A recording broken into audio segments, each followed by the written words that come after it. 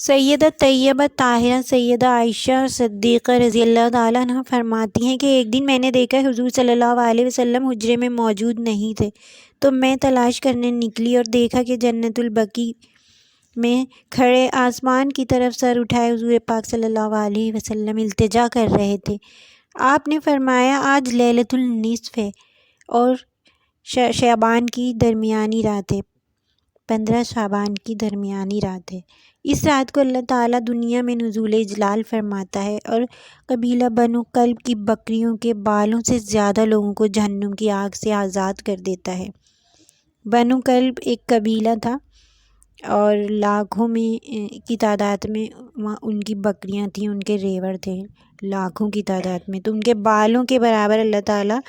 لوگوں کو جہنم کی آگ سے آزاد کر دیتا ہے، ان کی مغفرت فرما دیتا ہے۔ تو اس شب نور کے دامن میں اللہ تعالیٰ نے اتنی برکتیں رکھی ہیں، جو اس کے حضور دعا کے لیے ہاتھ اٹھاتا ہے تو اللہ تعالیٰ اسے محروم نہیں رکھتا۔